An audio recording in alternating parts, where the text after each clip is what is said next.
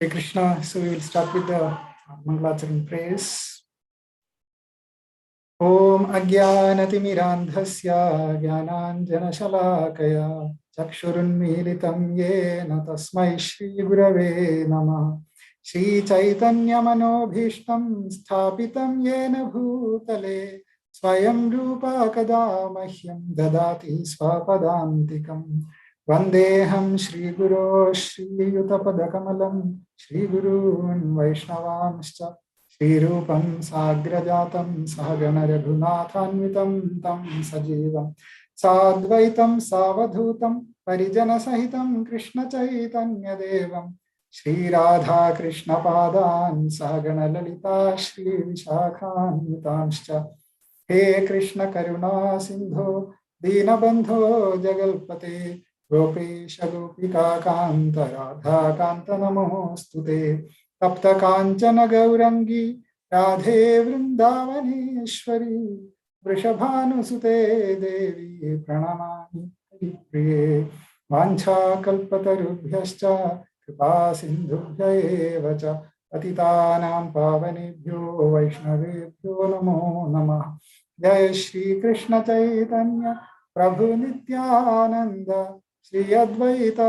Gadadhara Shivasadi Gaura Bhakta Vrinda Hare Krishna Krishna Krishna Hare Hare Hare Rama Rama Rama Hare Hare Namo Vishnupadaya Krishna Presthaya Bhutale Srimade Bhaktivedanta Swaminiti Namine Namaste Saraswate Deve Gauravani Pracharine Nirvishesha Shunyavadi Paschatya Deshatarine Narayanam Namaskritya Naram Chaiva Narottamam Devim Saraswatim Vyasam Tato Jayamudire Nashtaprayeshva Bhadreshu Nityam Bhagavata Sevaya Bhagavatyuttama Shloke Bhaktir Bhavati Naishtiki Krishnaya Vasudevaya Devaki Nandanaya Cha Nandagopa Kumaraya Govindaya Namo Namah.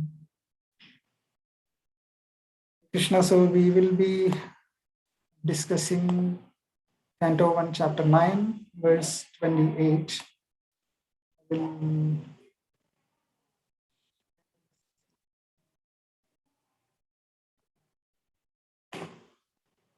Om Namo Bhagavate Vasudevaya. Om Namo Bhagavate Vasudevaya. Om Namo Bhagavate Vasudevaya. Dharmartha Kama Mokshamscha Sahopayan Yathamuni Nanakhyani Tihaseshu Varnyamasa Tattvavid Dharmartha Kama Mokshamscha Sahopayan Yathamuni Nanakhyani Tihaseshu Varnayamasa Tattvavid Dharmartha Kama Mokshamscha Sahopayan Yathamuni Nanakhyani Itihaseshu Varnayamasa Tattvavid. Would like to chant.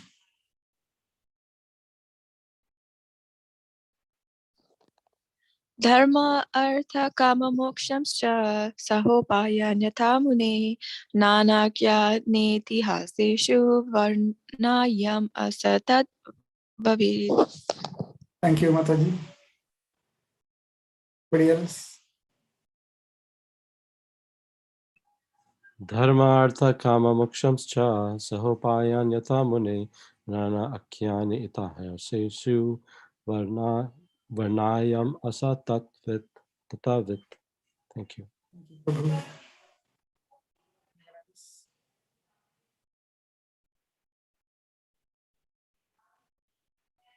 I will read the word by word. Dharma, occupational duties. Artha, economic development. Kama, fulfillment of desires. Mokshan, ultimate salvation. Cha, and Saha, along with. Upayan means yatha, as it is. Mune, O sage. Nana, various. Akhyana, by recitation of historical narrations. Itihaseshu, in the histories, Varnayam Asa, described Tattvavit, one who knows the truth. Translation and purport by His Divine Grace, A.C. Bhaktivedanta Swami Srila Prabhupada. Srila Prabhupada ki jai. Translation. Then he described the occupational duties of different orders and statuses of life, citing instances from history, for he was himself well acquainted with the truth. Purport. Incidents mentioned in the Vedic literatures, such as the Puranas, Mahabharata, and Ramayana, are factual historical narrations that took place sometime in the past, although not in any chronological order. Such historical facts, being instructive for ordinary men, were asserted without chronological reference. Besides that, they happen on different planets, different universes, and thus the description of the narrations is sometimes measured by 3 dimensions. We are simply concerned with the instructive lessons of such incidents, even though they are not in order by our limited range of understanding. Bhishmadeva described such narrations before Maharaja Yudhishthira in reply to his different questions. So this verse is describing the continuation of description of Varnashrama system instructed by Srila Bhishmadev to Maharaj Yudhishthira.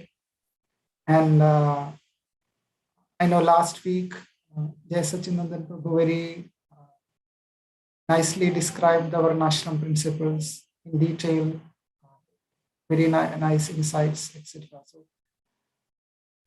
I don't know what to speak on. However, I will try to speak something within my capacity.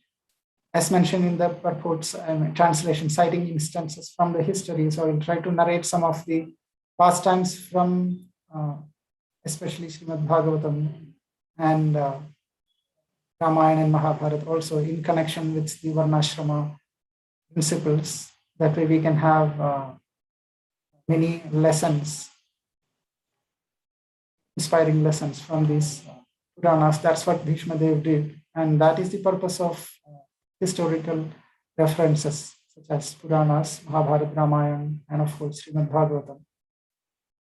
There are many events happen in the past, nice stories, nice pastimes to hear. At the same time, the main purpose of these stories, actual stories, real life stories and pastimes are for us to get inspired by the life of many exalted devotees and personalities. So Bhishmadev is convincing Maharaj Yudhishthira about the Varnashram system and how, of course, Yudhishthira Maharaj is already following that. He's giving more details so that we also can get inspired by those. And he is talking mainly about the duties and responsibilities. And the emphasis here is, even from Bhagavad Gita, we know, the duties and responsibilities are based on the character. Similar to a doctor will treat a person according to his condition, not in general. Each patient has their own, they need their own way of treatment. So similarly, depending on the qualities and modes of nature one acquired, they have to follow that particular duty. So there are 2 things here, Varna, Ashrama. Varna means the material duties to survive, to maintain our own body and soul together in this material world. And ashram mainly refers to the evolutionary duties which are required for spiritual progress.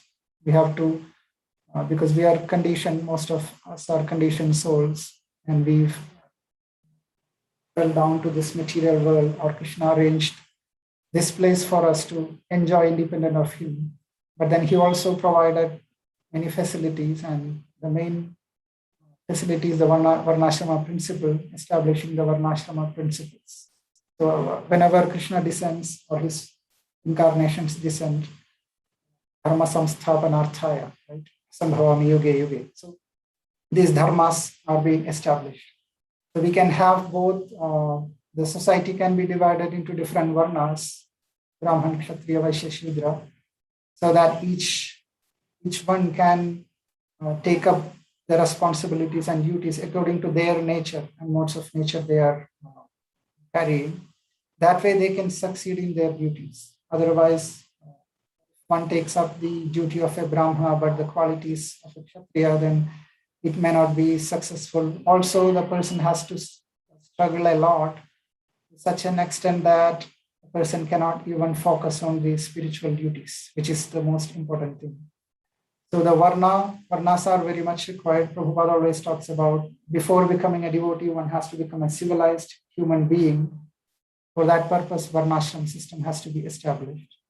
Of course, he is emphasizing on Daivi varnashram system, wherein it's not just divisions of societies, but all the divisions will have to eventually progress through the spiritual path and attain the spiritual kingdom. That is the purpose of all these different varnas. No, the common notion is varna is good, but then that's just to enjoy the material world to the fullest extent. But that is not the idea here. This is a good bargain of the, what is that? I forgot that phrase Prabhupada talks about, the best bargain of the best body, right? Situation, something similar to that. I forgot the exact phrase. But the essence is we have received this material body, which is not so good to be entrapped in this material body, but use that body to serve Krishna gradually. So that's the purpose of Varna and Ashrama. Now in the purport, Prabhupada mentioned about the chronology, the historical references, the Puranas, including Srimad Bhagavatam, may not follow the chronology exactly. The pastimes and stories described are not exactly sequential events in time which we are aware of in this material world. But he is emphasizing that the essence of the lessons, the instructive lessons, are more important than the chronology itself. So modern historical historians may consider this as a mythology, and one reason they point out is that there is no chronological order, etc., etc. So it's some kind of mythology. But Prabhupada is bringing out the point that no, the chronology is not important, but the instructive lessons. So in many Puranas, the Varnashrama system is being emphasized. We can see in Vishnu Purana the famous verse, which is also quoted by Srila Ramananda Rai when he was having conversation with Chaitanya Mahaprabhu in Madhya Leela. It is described, this Vishnu Purana verse, Varnashrama Acharavata Purushena Parahpuman Vishnur Aradhyate Pantha Nanyatvam Toshakaranam.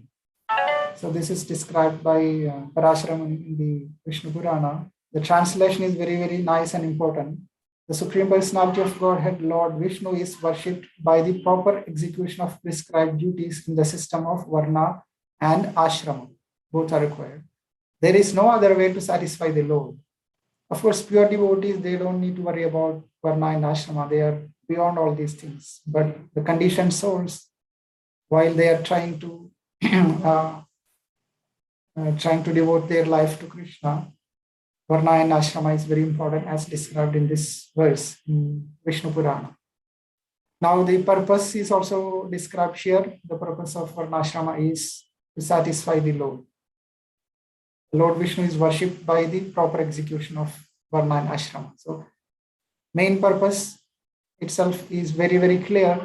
It is not just to enjoy in this material world, but to worship Krishna only, worship Lord Vishnu.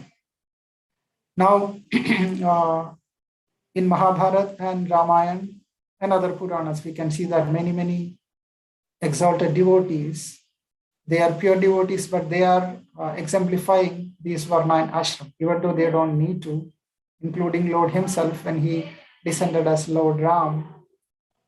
He is above all these Varna and Ashram. Sure. But he is acting as a nice king, and he's showing that, demonstrating that how to behave or live as a nice human being. And many other kings also followed that principle. And this division of Varna is pretty straightforward. So Brahmanical qualities, whoever is possessing that, they belong to Brahman. And Kshatriya qualities belong to Kshatriya, etc., etc. Krishna speaks that in Chaturvarnya Maya Srishtam Guna Karma Vibhagasha. It's not based on which family somebody is born, but it's based on the Guna and Karma. So it's very clear. Now, the purpose of this division is not to discriminate between, this person is low caste or lower than me. I am a Brahman, you are just a Vaishya or Shudra or Kshatriya. That is not the purpose. Everyone can progress in their spiritual progress, spiritual life. That is the ultimate aim. So a Shudra also would like to attain Krishna. So the opportunity is there for the Shudra to act in his capacity so that he will be happy and he will be peaceful. So he will get more focus to achieve Krishna. Of course, these days, gradually in Kali Yuga, the Varnashrama system became a caste system, and the Brahmins became corrupted, and right from Shringi, Parikshit's first time, Brahmins also got corrupted, and they have the pride of being the higher status in the society, etc., etc. But the actual Varnashrama system did not instruct in that way. Now, talking about the ashram, there are Brahmachari ashram, then Grihastha, Vanaprastha, and Sannyas ashram. So the ashram is, to some extent, it is a progressive path. Again, it is not a must that everyone has to follow through all these 4 ashrams. One can just become a Brahmachari for the whole life if that is appropriate. So we have to take guidance from spiritual master and elevated personalities. Or one may become a Grihastha and then continue. Of course, in Kali Yuga, Grihasthas may continue as Grihasthas throughout the life, but previous yugas, the progressive path is one. Everyone will become go through the Brahmachari life for some time, and then, depending on the need or if it is appropriate, they will take up this Grihastha ashram, and then after the age of 50, they will leave everything aside and take up the Vanaprastha and then become sannyas. That is the progressive path. But Chaitanya Mahaprabhu told, don't become a sannyas. It's not so easy in the Kali Yuga. So simply chant the Mahamantra, Hare Krishna mantra. So in Kali Yuga, the principles are a little bit different. Even the definition of Vanaprastha is also slightly different. There are not many forests available. Even if one goes to forest these days, they will be afraid and they will lose the focus.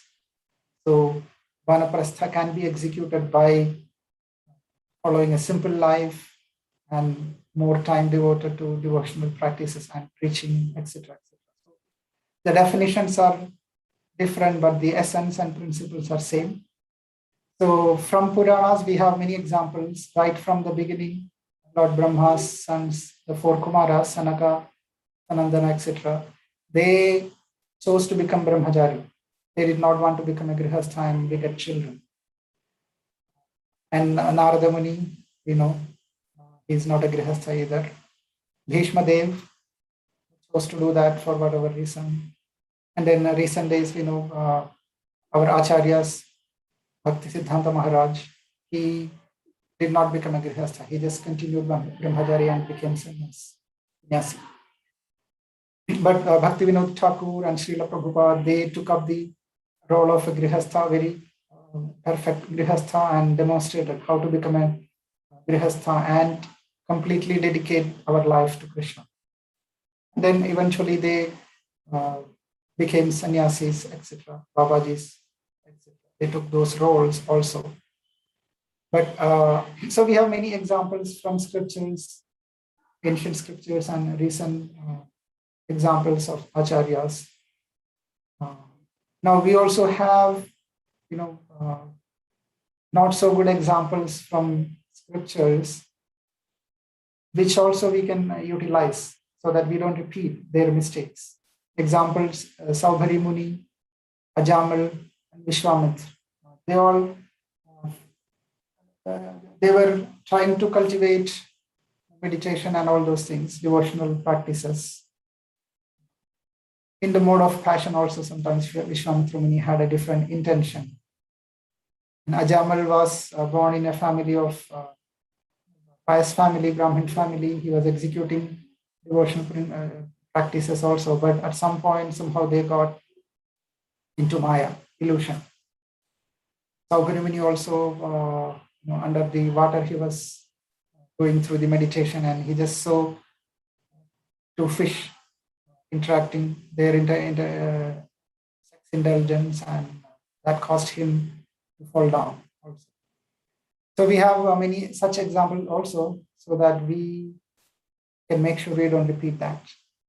And Grihastha life, there are many, many wonderful examples, especially from Srimad Bhagavatam, Kardama Muni and Devahuti. Their examples, they really exemplified how to execute the Grihastha life perfectly.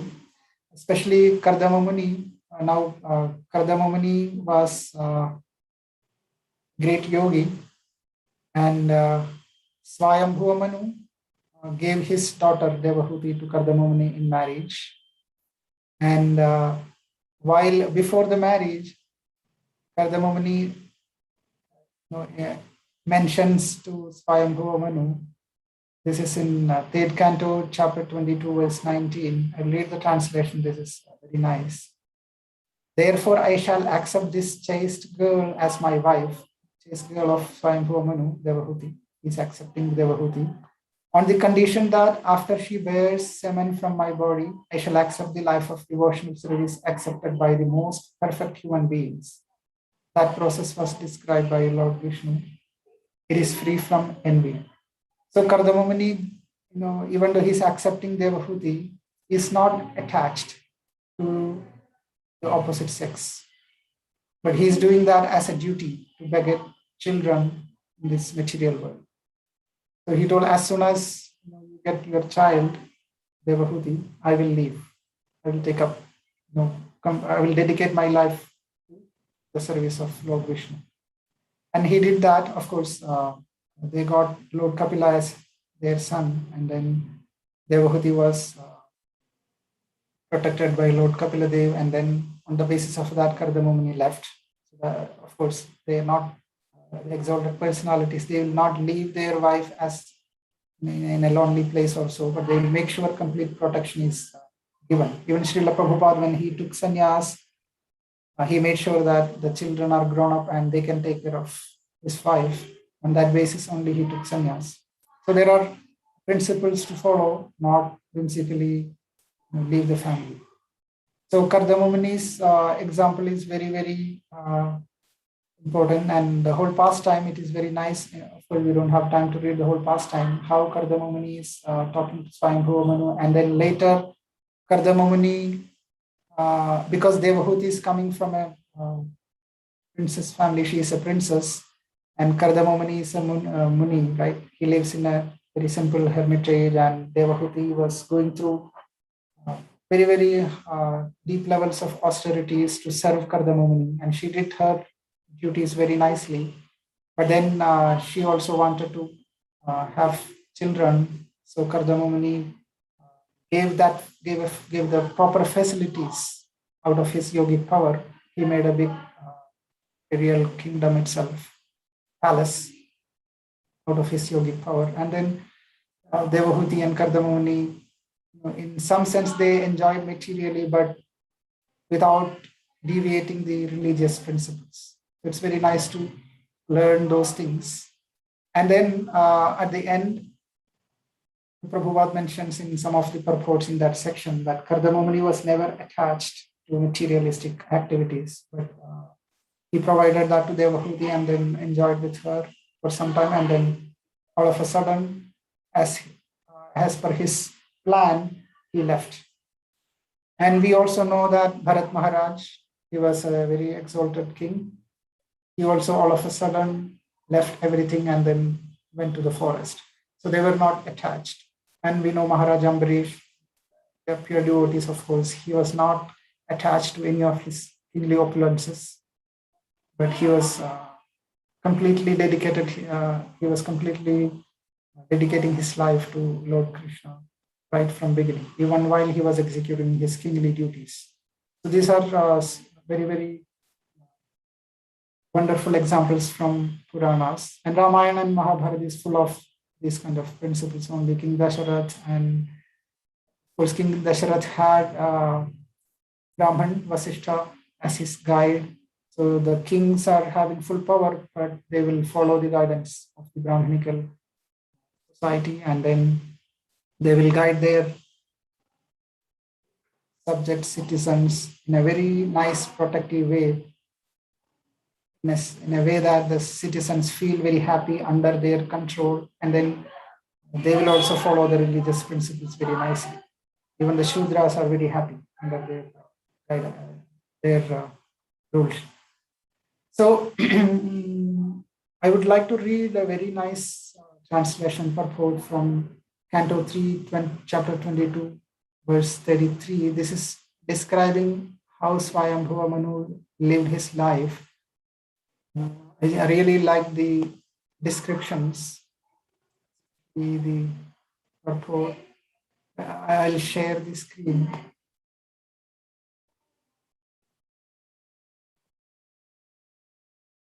It's very much practical and applicable to us. I'm not reading the Sanskrit, but just read the translation. Emperor Swayambhuva Manu enjoyed life with his wife and subjects and fulfilled his desires without being disturbed by unwanted principles contrary to the process of religion. Celestial musicians and their wives sang in chorus about the pure reputation of the emperor, and early in the morning, every day, he used to listen to the pastimes of the Supreme Personality of Godhead with a loving heart.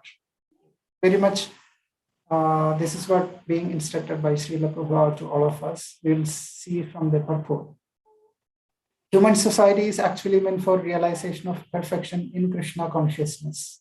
There is no restriction against living with a wife and children, but life should be so conducted that one may not go against the principles of religion, economic development, regulated sense enjoyment, and ultimately liberation from material existence. Dharmartha Kama Moksha.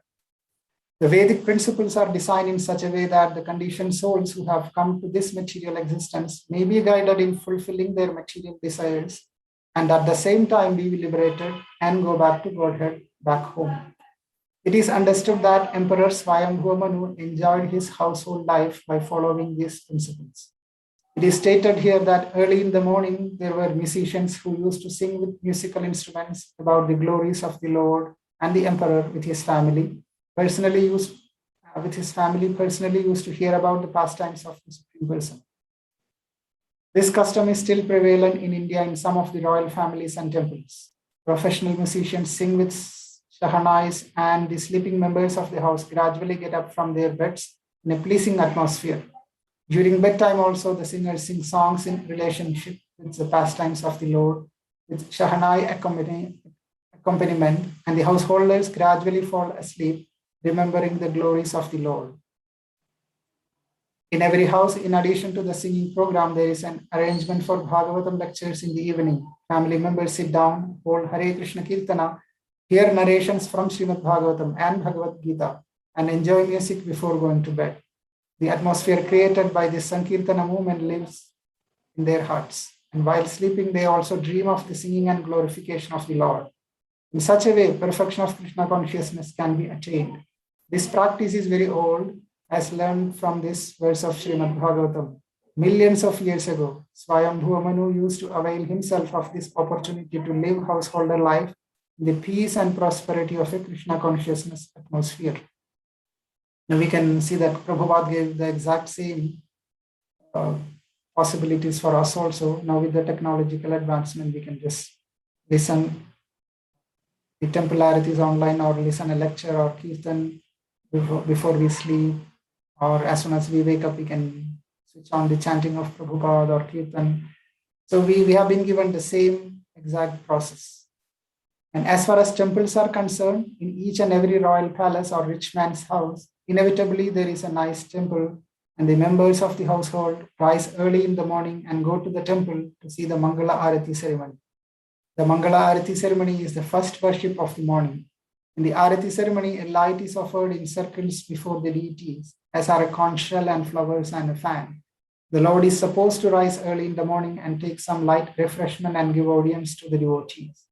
The devotees then go back to the house or sing the glories of the Lord in the temple.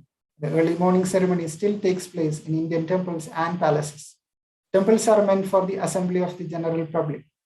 Temples within palaces are especially for the royal families, but in many of these palace temples, the public is also allowed to visit. The temple of the king of Jaipur is situated within the palace, but the public is allowed to assemble. If one goes there, he will see that the temple is always crowded with at least 500 devotees.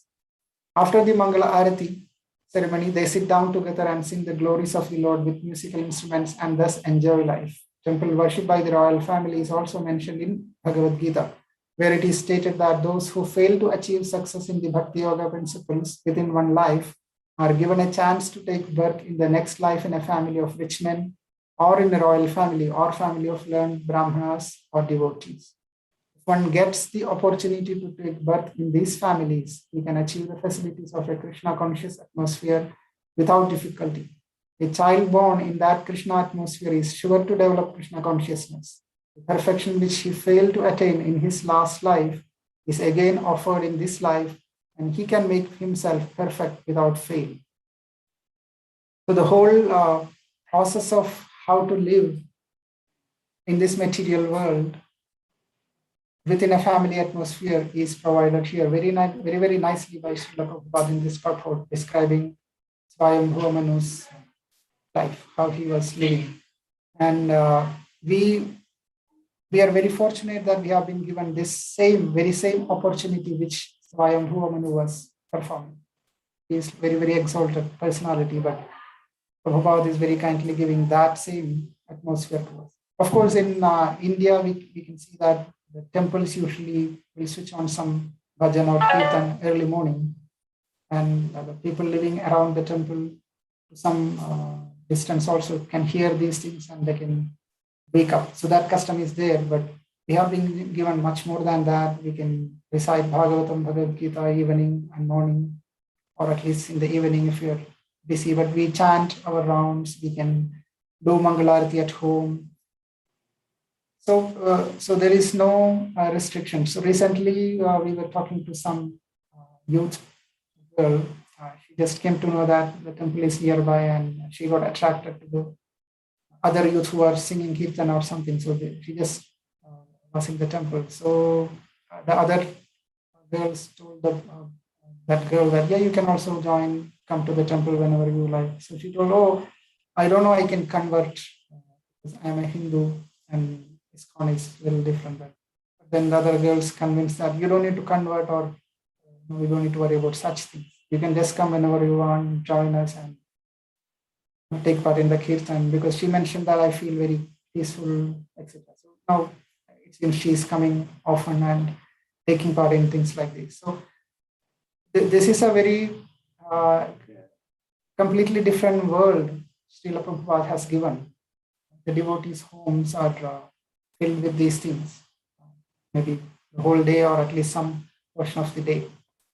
And it's as simple as that. We don't need to too much worry about, am I following the Varnashram principle or not?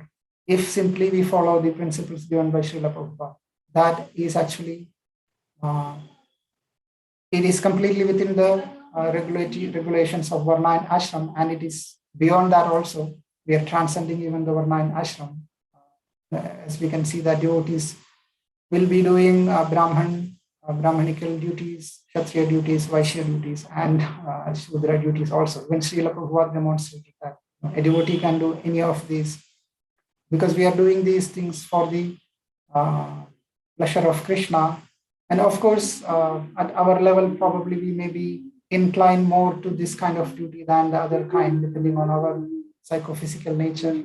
And that is completely fine, but there is no restriction that we should be only doing Brahmanical duties alone. We cannot do anything which a Shudra can do, or no restrictions. And devotees will be engaged in all these services, cleaning the temple or taking up the management role, at different degrees depending on their capacity, or of course doing the arati and brahmanical services, and doing the Vaishya services in service to Krishna, managing a temple. Sometimes we have to be engaged in such things also. And personal life also, we will be engaged in different levels of varnas. But varnas are just divisions, but ashram is the facility to gradually progress. So we have to focus on both, not just get stuck in one alone. And now we have many examples of devotees or personalities taking up sannyas life from the scriptures, but we have this alarming signal that in Kali Yuga, it may not be so easy to lead a life of sannyas. So we have to be careful while we try to take up all these things. Now, I would like to also discuss a little bit about Bhagavad Gita chapter 18. The qualities of different varnas are given. Brahmana, Kshatriya, Vaishya, Shudra. I will quickly read those principles because we can easily see that from these descriptions, there are personalities from the Puranas, or at least historical personalities and devotees, who are demonstrating these qualities. So by knowing these qualities, we can easily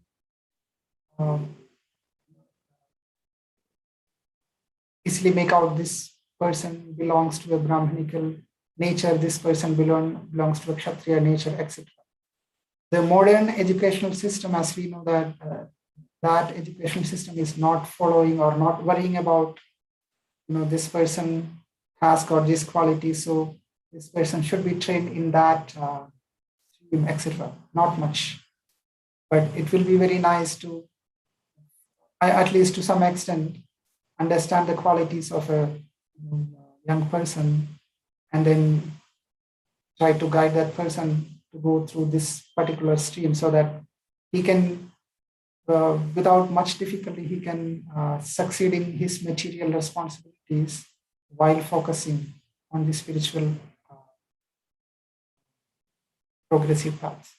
So in Bhagavad Gita, chapter 18, verse 41 is talking about different varnas, and then following three verses are describing the qualities. So I'll quickly read those. In text 41 of chapter 18, Brahmanas, Kshatriyas, Vaishyas, and Shudras are distinguished by the qualities born of their own natures, in accordance with the material modes, or chastiser of the enemy. And text 42 is talking about Brahmanical qualities: peacefulness, self-control, austerity, purity, tolerance, honesty, knowledge, wisdom, and religiousness. These are the natural qualities by which the Brahmanas work. In text 43, heroism, power, determination, resourcefulness, courage in battle, generosity, and leadership are the natural qualities of work for the Kshatriyas. 44 verse, farming, cow protection, and business are the natural work for the Vaishyas. And for the Shudras, there are labor and service to others. Now, these are important, but the following couple of verses are very, very important also, because we cannot get stuck with this trying to acquire these qualities. But the purpose is given in the next few verses. Verse 45, by following his qualities of work, every man can become perfect. Now, please hear from me how this can be done, which is very important. Verse 46, by worship of the Lord, who is the source of all beings and who is all-pervading, a man can attain perfection through performing his own work. And verse 47, it is better to engage in one's own occupation, even though one may perform it imperfectly, than to accept another's occupation and perform it perfectly. Duties prescribed according to one's nature are never affected by sinful reactions. The next one talks about the continuation of this. Every endeavor is covered by some fault because we are in the material world, just as fire is covered by smoke.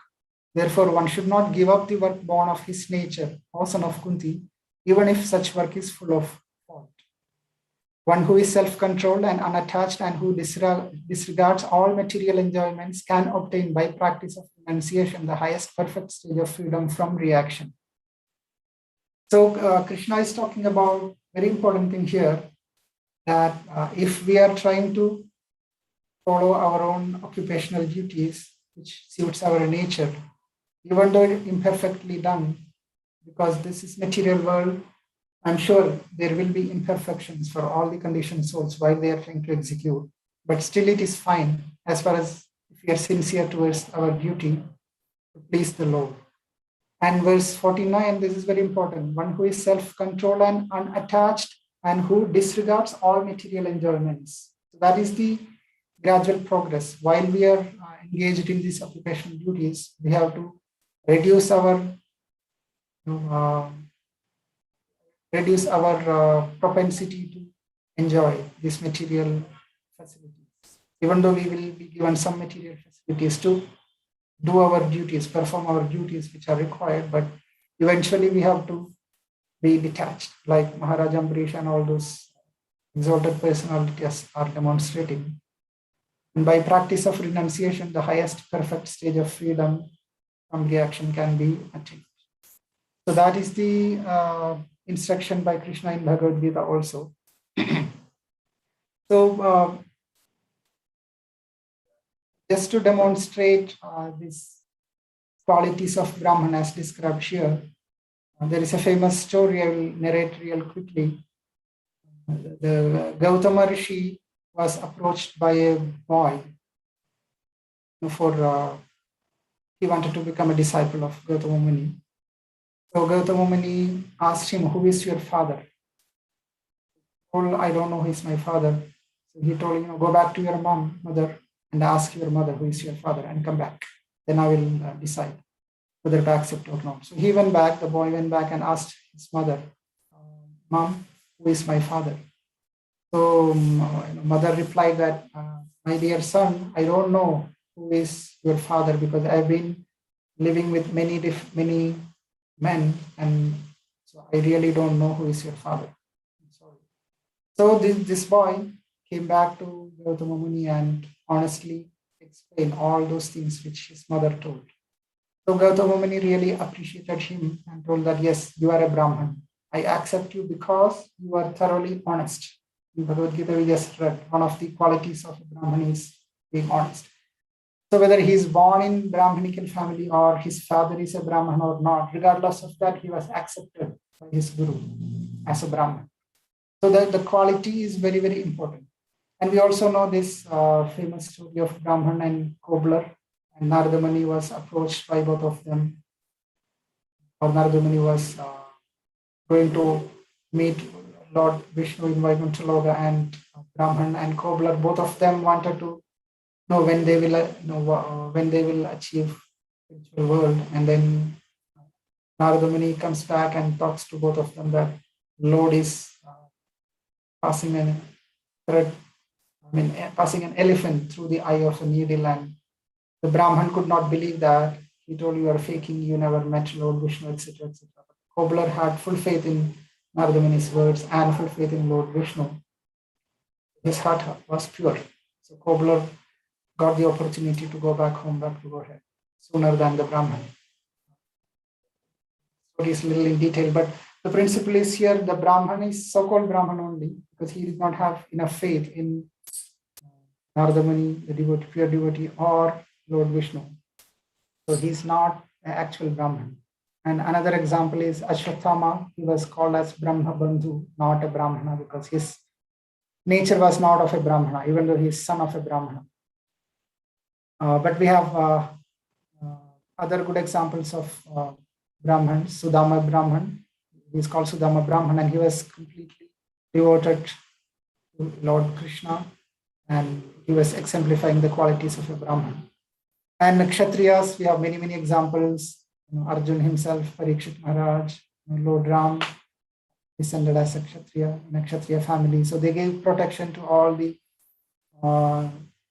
citizens at the cost of their own family or their own comforts. We can see that Arjun also did, Parikshit Maharaj and Lord Ram also. He was ready to leave his wife for the sake of demonstrating the qualities of a good king. So we have wonderful examples from these nice pastimes. So before concluding, I would like to read a very nice narration from Canto 9 of Bhagavatam, chapter 10, verse 51. This is this is about Ramayana description. Let me share the screen. So the verse is also nice. Tretayam vartamanayam kala krita samo bhavat rame rajani dharmatni sarvabhuta sukhavahe. Translation: Lord Ramachandra became king during Treta Yuga, but because of his good government, the age was like Satya Yuga. Everyone was religious and completely happy. The purport is also very nice, not so big, so I'll quickly read. Among the four yugas, Satya, Treta, Dwapara, and Kali, the Kali Yuga is the worst. But if the process of Varnashrama Dharma is introduced, even in this age of Kali, the situation of Satya Yuga can be invoked. This is very wonderful blessings from Srila Prabhupada. And here he did that actually. Not only he wrote this purport, but he completely made that possible to us. The Hare Krishna movement or Krishna consciousness movement is meant for this purpose. Kaler dosha nidherajan asti hi eko mahan guna kirtana deva krishnasya mukta sangha param vraje.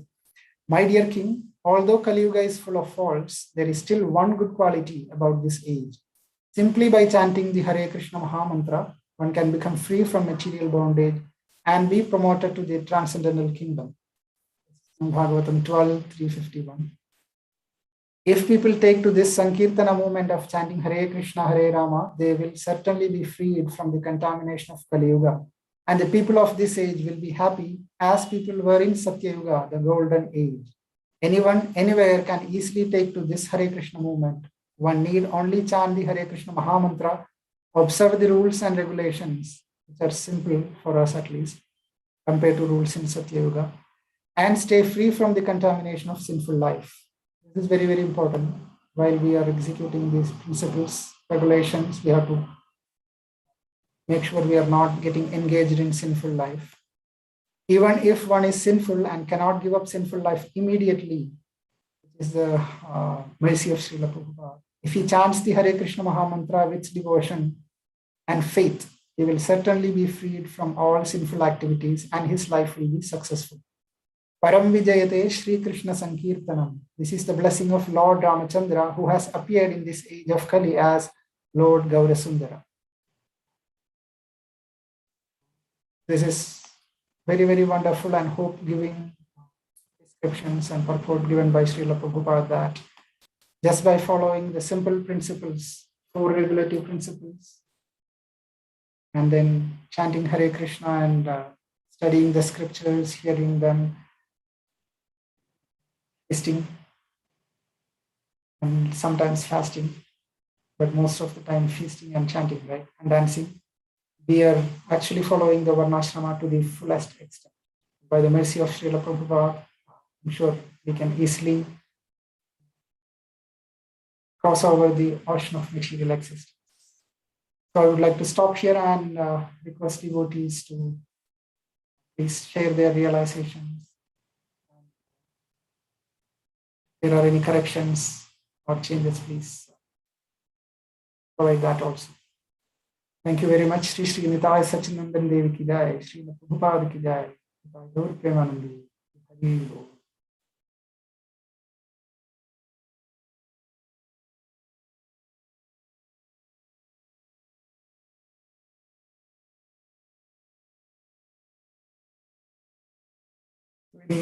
Anything to add, please?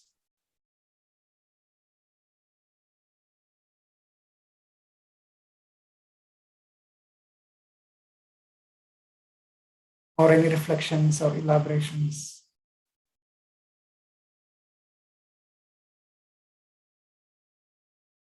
Thank you, Prabhu, for a very thorough exploration of the verse.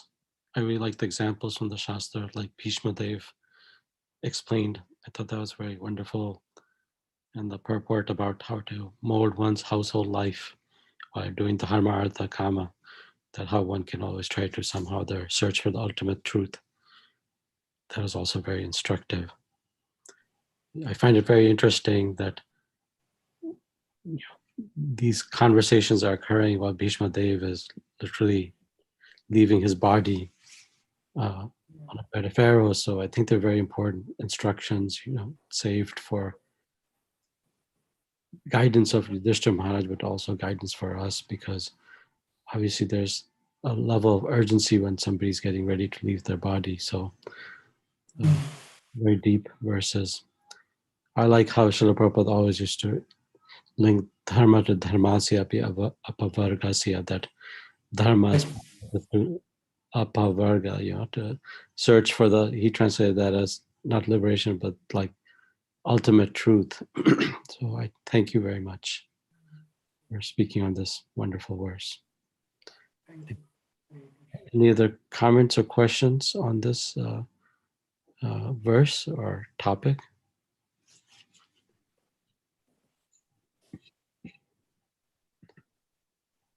Thank you for taking the time out of your busy schedule in India to continue to do this service. Thank you so much. This is very much helping me in my devotional practice. Yes.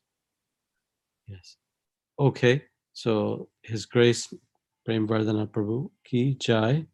Prabhupada ki jai.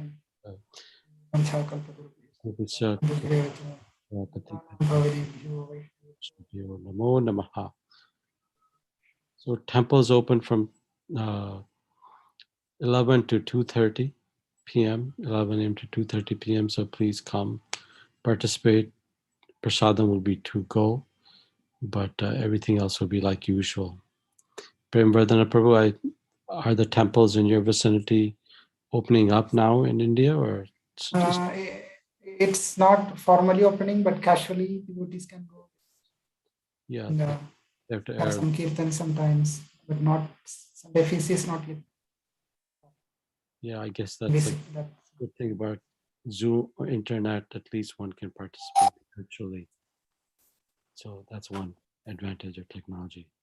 And Mataji and Kalyani are doing well, right? Thank you for your prayers and blessings, which is very, very important. Thank you very much. Please convey our obeisances to them. We miss them a lot. Thank you. Okay. Hare Krishna. See you all at 11. Take care, Prem Vardhana Prabhu. We will remember you. Hare Krishna.